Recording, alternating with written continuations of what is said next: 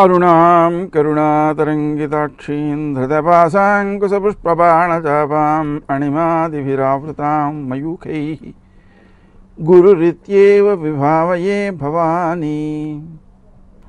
గ్రహముల యొక్క ప్రభావాలను మనం తెలుసుకోవడం, వాటికి నివారణలు చేసుకోవడం, ఈ నివారణ చర్యల వలననే భారతదేశంలో మనకు జ్యోతిషం యొక్క వినియోగం బాగా పెరిగింది.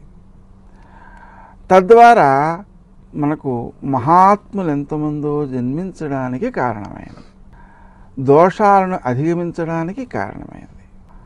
ఆ విధంగా మన నివారణ చర్యలను ఆచరణలో పెట్టి సత్ఫలితాలను పొందిన వారు తమ అనుభవాలను కింద కామెంట్లలో రాస్తే కొత్త వారికి కూడా ఆ పరిహార క్రియలపై ఉండే అభిమానం పెరుగుతుంది, వినియోగించుకోగలుగుతారు.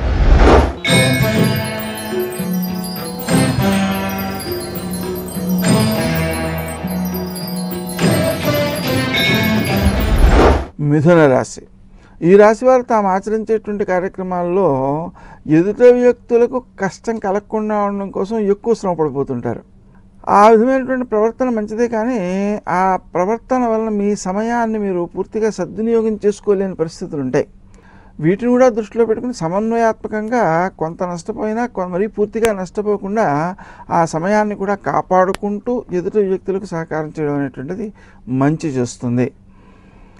విశేషించి ఉత్సాహం ఎక్కువగా ఉన్నందువలన మీరు మాట్లాడే తీరు ఏదైతే ఉందో అది ఆర్థికంగా కూడా కొంత నష్టాన్ని కలిగజేసే అవకాశం ఉన్న దృష్ట్యా ఆ మాట్లాడే తీరును సవరించేసుకుని మైత్రిని పెంపొందించుకున్నట్లయితే అనుకూలమైన వాతావరణం ఏర్పడుతుంది, ప్రశాంతి కూడా దక్కుతుంది.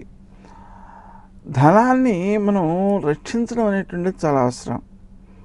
కొన్ని సందర్భాల్లో దానికి వ్యయం చేయాల్సినటువంటి పరిస్థితులు, అగత్యాలు వచ్చినా కూడా మీరు నియంత్రణ పాటించి తప్పనిసరైనంత వరకు మాత్రమే ఖర్చు చేసేటువంటి స్థితిని అలవాటు చేసుకోవాలి. ఆర్థిక రంగం మొత్తం మీద బాగానే ఉంటుంది.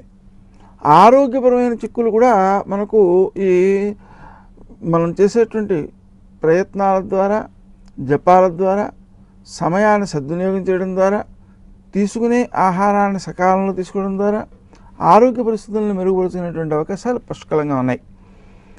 విశేషించి రోజు మొత్తం పైన మనం చేసేటువంటి పనులకు ఒక ప్రణాళిక సిద్ధం చేసుకుని చేయడం ద్వారా సమయాన్ని వ్యర్థం కాకుండా చూసుకోగలుగుతారు. అతి సామాన్యంగా జరిగే కార్యక్రమం ఏంటంటే విషయానికి ప్రాధాన్యం ఇవ్వడం మానేసి పై సూత్రాలకు ప్రాధాన్యం ఇవ్వడం జరుగుతుంటుంది. దాన్ని మీరు అధిగమిస్తూ స్నేహ సంబంధాల్లో కానీ, బంధుప్రీతుల్లో కానీ విషయ ప్రధానంగా ప్రవర్తించడం ద్వారా ఎక్కువ మందిని ఆకట్టుకోగలుగుతారు, ఎక్కువ కాలాన్ని కూడా సద్వినియోగం చేయగలుగుతారు.